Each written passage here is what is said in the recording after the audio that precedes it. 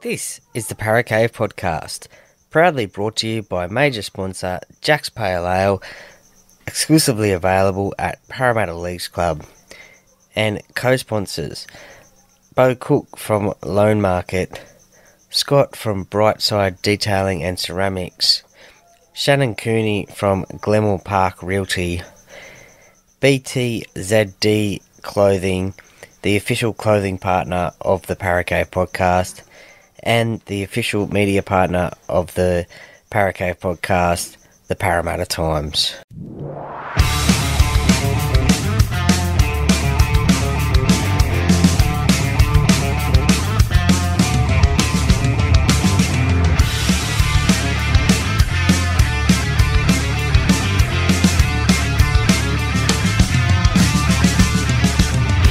Welcome to another episode of the Para Cave Podcast. And now over to your host, Troy Warner, broadcasting live from the world-famous Para Cave.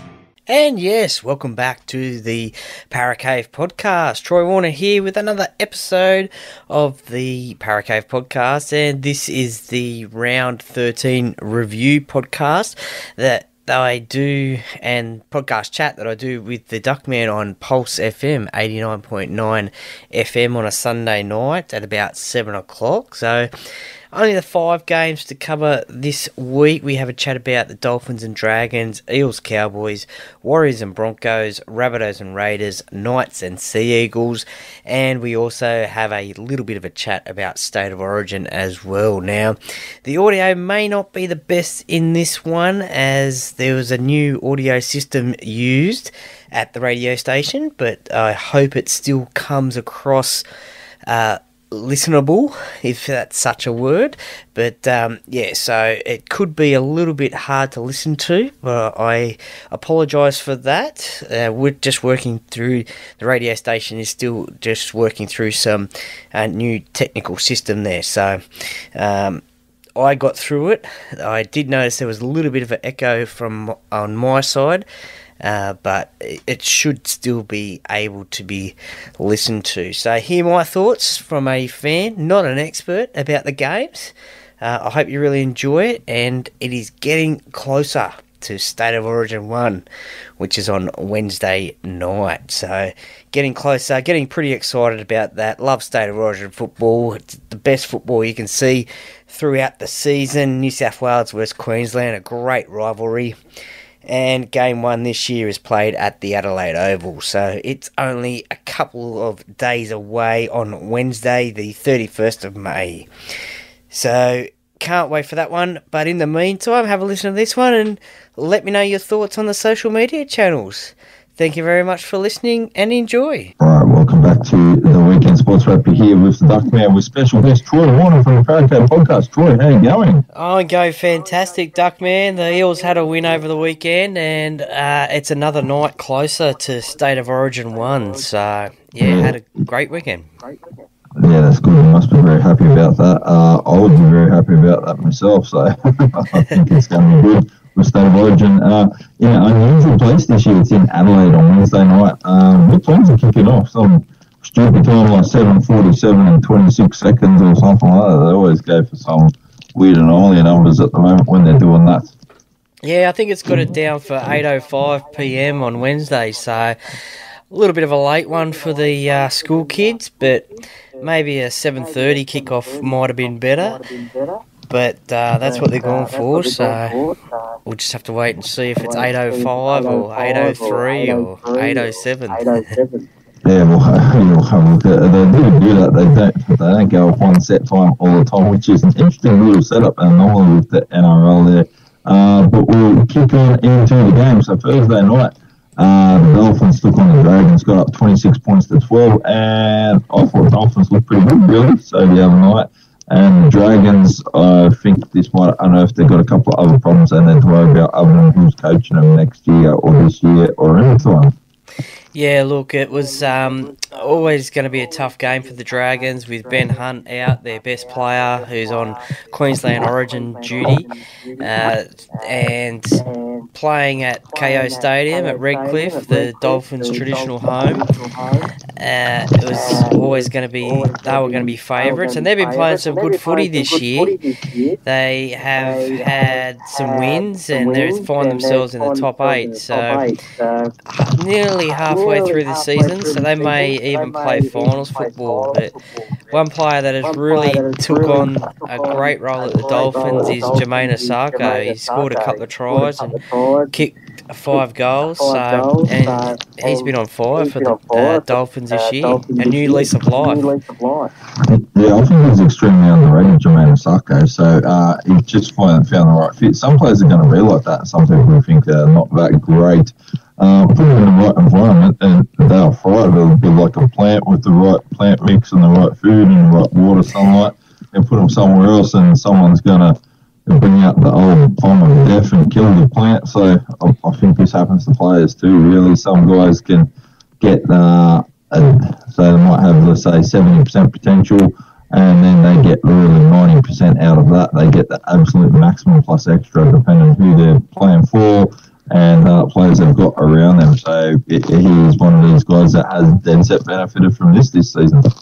Yeah, look, I mean, I think it's a masterstroke by the Dolphins to get Wayne Bennett as their head coach, because I think that's what he can do with players that aren't necessarily superstars at the clubs that they play for, obviously before they came to the Dolphins, but even the players that he's coached that are seasoned players before that weren't superstars, he can turn them into really good first graders. I mean, a player like Mark Nichols, who now plays for the Dolphins, when he was back at South Sydney, he sort of made a name for himself there after, I think, playing for Canberra as well, but got that coaching under Wayne Bennett, and Wayne wanted him up at the Dolphins, so he's up there, and that's the sort of player that he can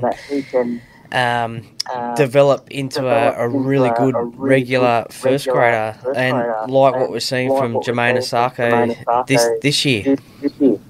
Yeah, 100%. So, and then you've got guys like Katara and all that stuff. These guys just going to help bring out the best there, but they're really balanced the squad pretty well. The Dolphins here, I'm surprised how well it's gelled, and I do think they're going to make the top 8. If they don't make the top 8, I think they're just going to miss it, 9th or 10th maybe.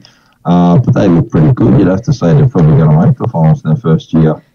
Yeah, well, it is looking like it at the moment. As I said, they're sitting in the top 8 at the moment, round 13, so just about halfway of the competition. So they're up there at the moment. The second half of the season will be interesting, just to see how they go, conditioning-wise. Obviously, all the players that they have played first grade before, or have made their debuts over the last 13 weeks. But look, they're very confident at the moment, winning games against big clubs, and yeah, they're really. There is a real good chance that they may make the top 8. Yeah, absolutely. So I'm going to put my money on them. I think they will make the top 8. Yeah, I do. I think they've got the players to do it, and if they can stay injury-free, roll through the Origin series pretty well, and get players back and aiming up and firing up, but they're going to be involved in the Origin series, well, that's going to be a massive benefit for these guys. We'll kick on to Friday night's game now, so you're very happy about that. The Eels against the Cowboys, and the Eels got 24 points to 16. I'd have to say it's a pretty good turnaround from the Cowboys after getting smashed by West Tigers the week before. So really talking to the Eels from what I heard instead of the whole game, because I was doing this and then stuff afterwards. So yeah, they took to the Eels, but the Eels wrote it out. They got the win in the end. A few people thought that the referee was like a work experience kid, which I thought that's pretty rough chop really for a referee. But yeah, the Eels will be happy with that, and now they keep on push for the top 8 spot themselves. Yeah, look, back at Combank Stadium this week against the Cowboys on Friday night, 24-16 victory.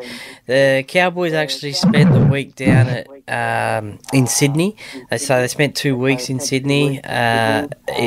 Even before that Tigers game, they were down here.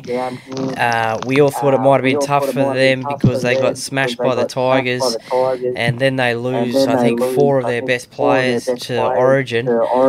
And you thought, well, this could be a cricket score to the Eels, who had that win against South Sydney the week before, one of the competition favourites. But the Cowboys came out and they showed a bit of resilience, and 6-6 at half time, and they scored the first try, and you thought, okay, this is going to be a really interesting game. So they really took it to the Eels. As you said, there were probably a few refereeing decisions that left both Cowboys and Eels and fans of both sides a bit bemused and thought could have went another way, but it didn't cost the Eels in the end, and they got the victory by 8 points. Yeah, so that's a good result there for the Eels. They'll be happy with that going forward. So onwards and upwards, as I said, that's happy days. The Warriors hosted the Broncos. The Warriors were probably expected to get the job done, and the Broncos come out with the A game and got up 26-22. So it's good win for the young Broncos guys, missing quite a few players in over the mix. Yeah, well, look, the Warriors had the week off previous week, so they were fresh into this game. It was in New Zealand at McLean Park in Napier. The Broncos, they lost a couple of players due to Origin, namely Payne Haas, the Dally M leader at the moment, and Paddy Carrigan as well for Queensland, and Flegler as well. So they had a few players out, but Adam Reynolds was back, and he ran the Broncos around like he always does, and he was in control of the game. At 12-6 at half time, you thought it's still anyone's game, but then the Broncos in the second half scored a few more tries and thought they were pretty comfortable, but the Warriors, they came back and scored 3 tries in 20 minutes, and they nearly came away with a victory, or a chance for victory, right at the end of the game with their winger scoring a try, but it was disallowed due to the centre grabbing the jersey of, I think it was Dean Mariner of the Broncos, and went to the video ref. And it is, but you can't grab a jersey of an opposition player, and it must have just been something that happened really split second, and he'll be ruining this chance of the Sean Johnson having a chance to win the game for the Warriors with a kick from the sideline, but it wasn't to be, and the Broncos held on 26-22. Dallin Watene-Zelezniak, he had a great game on a losing side. His runs out of deep in Warriors territory and scored a couple of tries as well. I think the Warriors, they had about 4 tries disallowed, and one of those was from a tackle that Tristan Saylor, the son of Wendell Saylor, making his debut for the Broncos, knocked the ball out of the Warriors winger, and that was one of the tries. And so they had about 4 tries disallowed. So they had opportunities, but just couldn't get that ball down, and unfortunately they went down. Yeah, so the Warriors, that'll be a missed opportunity for them. So they'll be hoping they can roll on and get back to form. Because it won't take very much because the competition's so tight. Drop 2 or 3 games, next thing you know, you could be down there 3rd or 4th last. Win 2 or 3 games in a row, you could find yourself up in your 2nd, 3rd or 4th as well. So I like that the competition's that tight this year. The good thing is it's adding stability to a lot of sites. They're not going to change 10 coaches this year, which is a good thing as well. The next game, so this is a surprise too. So the Rabbitohs hosted the Raiders, and the Raiders got up 33 points, 26. The Rabbitohs were missing some stars, but which is Trell Mitchell, but you've just got to have a look at it, really. So the Raiders got the job done. I didn't think they would get the job done. I thought that they would have a tough day out against South, even though South's missing a couple. And they didn't. They rolled through and got it done and got the business done there well in the end. Yeah, look, I tipped the Raiders early on in the week to get this victory, especially after their performance against Manly back at home in Canberra. They were embarrassed there, and I thought they'd be fired up to get this victory.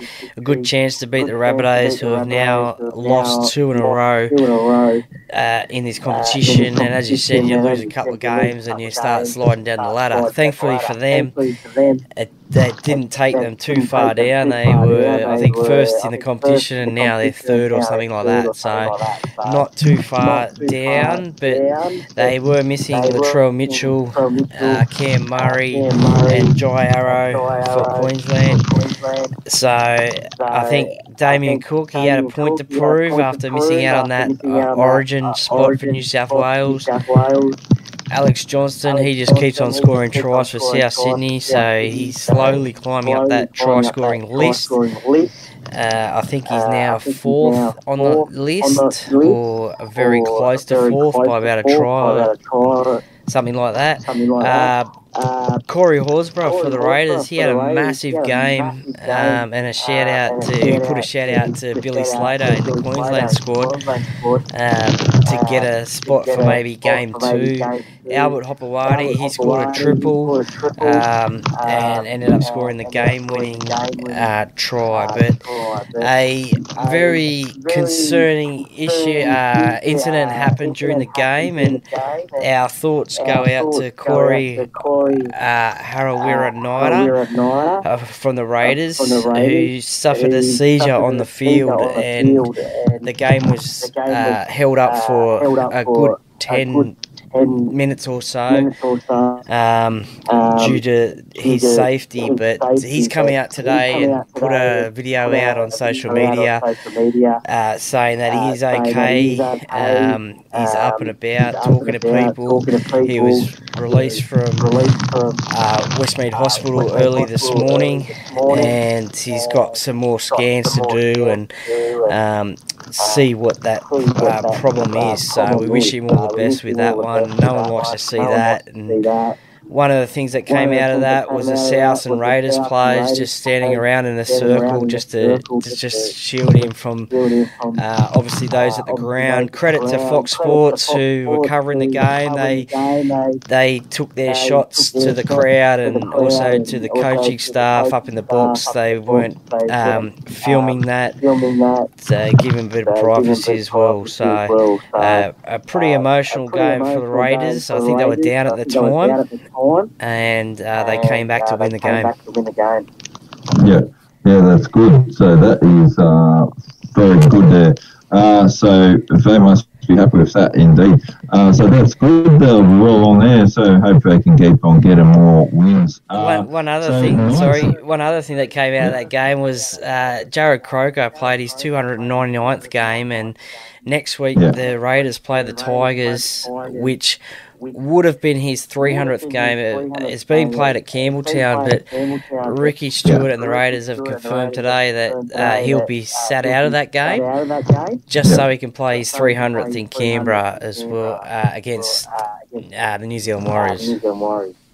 That's good. So that's good. I hope he gets to play that game. That's really good. Looking forward to that. And the Knights are up against the Seagulls as well. So the Knights won there. And when they won that game, they got up, and the score was 28 points to 18 there. So, you happy with how they did. So people don't think that the Seagulls did all that well. So I'm not too sure where that is, how they were going, really. Well, the Seagulls were without any Turbo brothers this week. Tommy's in Origin. Jake is injured, as is Ben as well, so they had no Turbos. They certainly had a Turbo on the wing. Jason Saab, he scored a long-range try, so we saw his speed.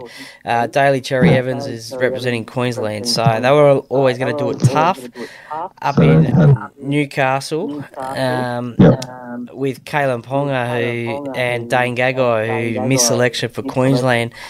So they had a point to prove, and they certainly did that. And 14-10 at half time, you thought it's still anybody's game at the moment, but in the second half, there was a sin binning to Kula from the Sea Eagles. The Knights ended up scoring a try there whilst he was off, and then just went on to win the game. A great try to Dominic Young right at the end, another 90-metre effort. Yeah, that's good. That's good there. So, yeah, I saw the back end of that. So, the Seagulls just look like they're all adrift at the moment. I'm not sure what's happening with that. So, they're, a little bit lost at the moment in how they're travelling there. So, apparently it's the first time in a long period of time that no Trebojeviches or, what the hell is that? Tom Trebojevic, Jake Trebojevic, David Cherry Evans, and someone hadn't played. So there are four or five of them I hadn't played, and it's like several years since I hadn't played. And when they hadn't played, they hadn't won either at any of the time that any of these guys have played. Yeah, wow. Well, as I said, they are the heart and soul of the Manly club, especially those Trebojevic brothers. So without them in the squad, they're always going to do it tough today against the Knights. Yeah, there you go. So, State of Origin on Wednesday night. How do you see that going, Troy? Yeah, look, it's going to be an interesting game, isn't it? Down at Adelaide, at the Adelaide Oval on a round field. Never been a big fan of rugby league on round fields, but and a lot of people are questioning whether a game should be played in South Australia as well. Is it a growth area for the game or not? But it is State of Origin, the biggest spectacle that rugby league can put on. So, look. Queensland are the defending champions, but they'll always say that they go into the game as underdogs. Freddie's got a point to prove being a coach for New South Wales, and look, he's made some bold selections, one being Tavita Pangai Jr. in the front row, so hopefully seeing some explosives from him, some big hits. From Tavita as well in that Origin arena, especially in that first 10-15 minutes. Yeah, so he always come out and go aiming up. So I spoke to Laurie Daly on Friday at a sports lunch and thought Tavita Pangai Jr. might play in about 20-25 minutes. He wasn't sure if he was actually going to start or how he was being utilised. So, yeah, it will be interesting to see how that all goes. Yeah, definitely. I mean, we all know that Origin is a faster game, so yeah, you could be right there. Play 15-20 minutes, and then maybe Liam Martin or Cameron Murray will come on, but you've got Junior Paolo there in the front row, so on the bench, so he may even come on after that 20 minutes. There we go. Too easy. Right, what have we got coming up this week on the Paracade podcast, Troy? So this week, replay of this chat tomorrow morning. I'll have a tipping podcast for round 14. I'll also hopefully have Greg Bird, former New South Wales State of Origin player, help me out with a preview for the game as well, State of Origin 1. And then a interview with him as well, released on Thursday. So a lot happening, a lot of podcasts coming out during the week, hopefully. Yeah, too easy.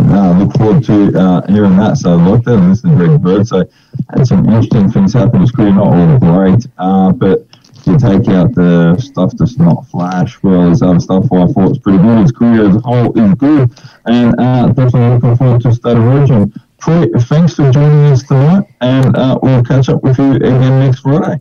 Yeah, not a problem, Duckman. Thank you very much once again for having me. Enjoy the State of Origin and chat to you on Friday. Okay, no worries. Thanks, Troy. I'll catch you then. Bye. Thanks, mate. Bye.